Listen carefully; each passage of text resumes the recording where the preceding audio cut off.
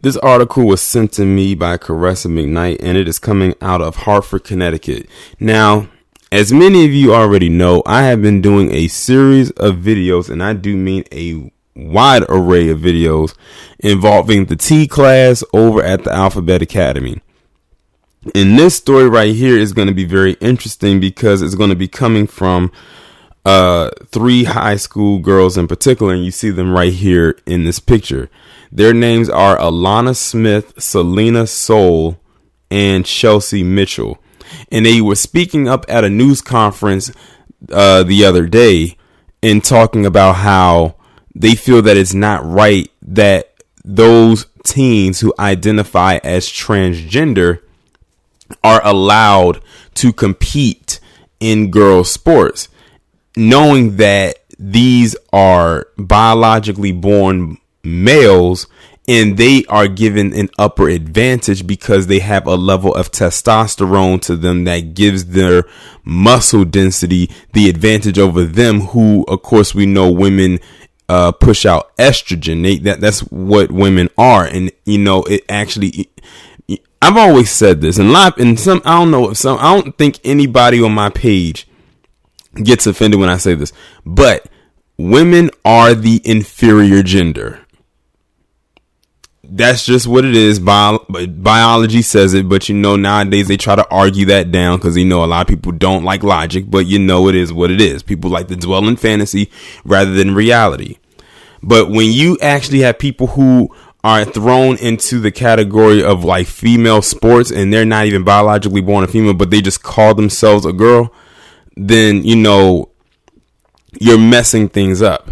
But I've always said that some of the biggest champions of this lifestyle are women. And by that happening, you have allowed them to come into your sanctuary, into something that is female dominated, and allowed them to get a spot there. And now you have this happening. But I am glad that you have younger girls speaking up about this, because it's not just enough that you have grown adults speaking out about this. So I'm going to go ahead and read this article and see what else comes of it. The families of three female high school runners filed a federal lawsuit Wednesday seeking to block transgender athletes in Connecticut from participating in girls' sports. You know what they're going to focus on? They're going to focus on the part where it says block. They're going to focus on that word in particular, and not the part where it's talking about how it's unfair that you have these biologically born males who are playing dress up, as far as I'm concerned, and calling themselves a girl just to compete against other girls. It's almost like I said, it's like they're using a cheat code. Like, they can't compete against the boys, so they're like, let me go and compete against the weaker sex and actually win. But because they can't compete against the boys, even if they play dress up, the boys would probably take them out, no matter what the sport is. And see, the thing is, like I said, it's the easy way out for them. It's a cheat code. Selena Soul, a senior at Glastonbury High School, Chelsea Mitchell, a senior at Canton High School, and Alana Smith, a sophomore at Danbury High School, are represented by the conservative nonprofit organization Alliance Defending Freedom. They argue that allowing athletes with male anatomy to compete has deprived them of track titles and scholarship opportunities. And let me also say this before I go any further. To the biologically born women out there and girls, hopefully this tells you to also, and because this could be seen from two vantage points, to stop thinking that you can compete against men. This is another thing right here that always got me, especially with the feminist movement, thinking that they can do everything a man can do. Now, while you're not going out there and maybe altering your body to become a man, quote unquote, you're trying to throw yourself into a male dominated arena and think you can be the man at everything. That is definitely not the case. Like, it was a commercial that aired for the Super Bowl, and it was some kind of equality commercial where it was talking about football, and, you know, they ran a play and people were all jumping for joy. But then when they took the helmets off, it revealed it was two girls. Now, we know in real life, if it was some linebackers out on that field and they tackled those two girls, they would not be able to get up from the field. But when they promote stuff like that, it puts a trigger point in a lot of these girls' minds that they can compete against men. You're seeing right here that even when the man is, or the boy is playing dress up, they can't compete with him. So why would you think that throwing out a girl who's not transitioning, quote unquote, out there into a world or into a realm where she has to compete with a man on the physical front, that she's going to beat him? Like, somebody out there, please make it make sense. But I just wanted to throw that out there. But let me get back into this article. Mentally and physically, we know the outcome before the race even starts, said Smith, who was the daughter of former Major League pitcher Lee Smith. That biological unfairness doesn't go away because of what someone believes about gender identity. All girls deserve the chance to compete on a level playing field. The lawsuit was filed against the Connecticut Association of School Connecticut Interscholastic Athletic Conference and the boards of education in Bloomfield, Cromwell, Glastonbury, Canton, and Danbury. Forcing girls to be spectators in their own sports is completely at odds with Title IX, a federal law designed to create equal opportunities for women in education and athletics, attorney Christiana Holcomb said. Connecticut's policy violates that law and reverses nearly 50 years of advances for women. The Connecticut Association of Schools Connecticut Interscholastic Athletic Conference says its policy follows a state anti-discrimination law that says students must be treated in school by the gender with which they identify, and the group believes the policy is appropriate under both state and federal law. So basically, it's just saying, if this person decides to go and identify themselves as a woman or a female or a girl, then they have to actually abide by it. Do you see the leeway the T-class is given yet again? The lawsuit follows a Title IX complaint filed last June by the girl's family and aligns defending freedom with the U.S. Education Department's Office for Civil Rights, which is investigating the policy. The lawsuit centers on two transgender sprinters, Terry Miller and Andrea Yearwood, who has frequently outperformed their biologically born female competitors. The two seniors have combined to win 15 girls' states indoors and outdoor championship races since 2017, according to the lawsuit. And see, many will say that, well, at least they won some championships for y'all because y'all weren't winning like that before, which is a very, very petty thing to say. Because the thing is, they had to do that under the guise of being a girl, and they're not born a girl. So exactly who won those titles is the question. See, this is what I mean when I tell you the agenda is real. I don't have to go into detail. Let me keep reading. The three plaintiffs have competed directly against them, almost always losing to Miller and usually behind Yearwood.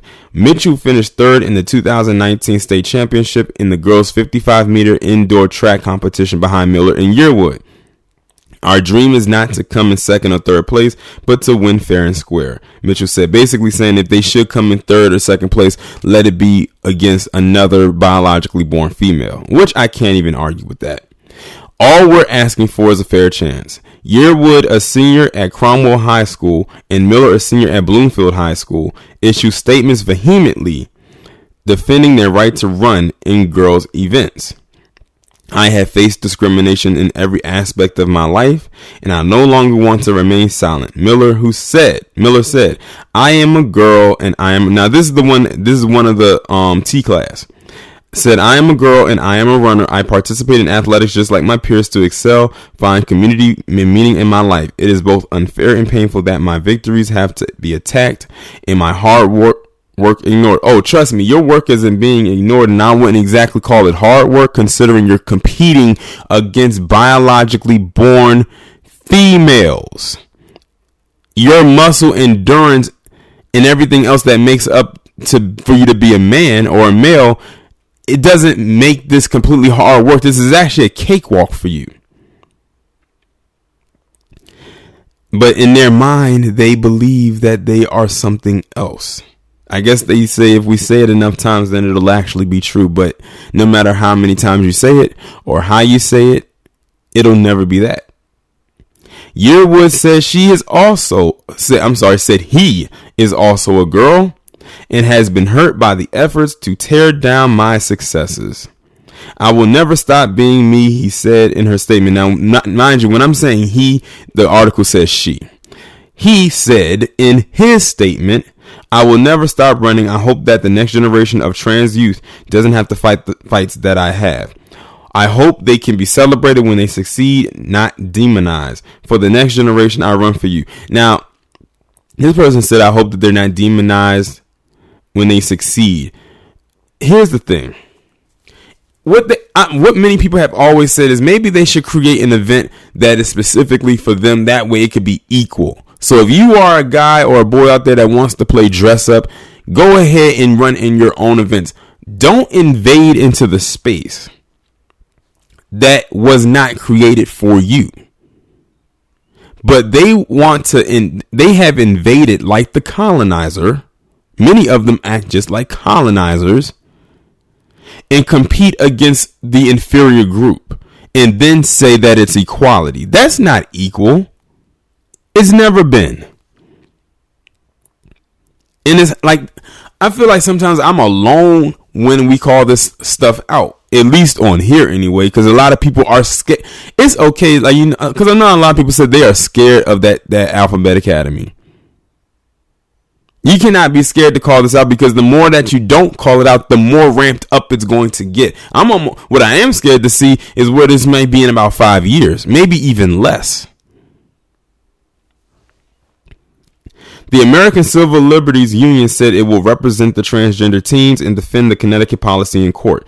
Attorney Chase Strangio, Deputy Director for the Trans Justice with the ACLU LGBT and HIV Project, that's a lot of letters, said transgender girls are also protected by Title IX. The idea that the law only protects the individuals with XX chromosomes as compared to individuals with XY chromosomes is found nowhere in the legislative history of the Title IX, in any implementing regulation, or in any other aspect of the interpretation of the Title IX over the last 50 years by the courts. The attorneys for Alliance Defending Freedom is asking the court to prevent the transgender girls from competing while the lawsuit moves forward. No hearing date on that request has been scheduled. Wednesday, the day before the state's indoor track championships begin. Connecticut is one of 17 states that allow transgender high school athletes to compete without restrictions in 2019, according to transathlete.com, which tracks state policies in high school sports across the country. 8 states have restrictions that make it difficult for transgender athletes to compete while in school, such requiring athletes to compete under the gender of on their birth certificate, or allowing them to participate only after going through sex reassignment procedures or hormone therapies, according to Transathlete. Yearwood and Miller have said they are still in the process of transitioning, but have declined to provide details. So basically, these boys still are walking around with a penis while competing against other girls who are born girls. But one thing I also have to say in regards to the girls as well, I hope that when they're speaking out against this, that they're doing it because they want actual fairness. Because it might be some of them that may be against it, because say these two, one of these two could be on their team and they may actually like it because they are actually helping them to win, and they never said anything before until they competed against them and they lost. Hopefully that's not the case, because then that will completely blow your whole argument out the water. But this is the society that we are living in these days. I'm telling you, it's like a topsy-turvy world that we are in, and it's like it's not getting any better. But like I said, we have to be the ones to call out this behavior for what it is. And these girls are right. It is unfair. Like, you know, you have these guys who have an upper advantage because they were born a male. They're playing dress up as far as I'm concerned. They call themselves a girl, and then they're allowed to do this. And it's like I said, it's gotten to the point where now in certain states, all you have to do, and it says in 17 states, all you have to do is go and say, you're this and you're that. And that's it. Look at what's going on with D Wade and his son coming home from school and saying he wants to be referred to as Zaya and referred to as she. And they just agreed with it. It's crazy. Like, it really is. But I'm going to let y'all talk about it down in the comments. Like, share, subscribe. Make sure to have your notifications turned on. Follow me on Twitter if you haven't done so already. And I will talk to you in the next one.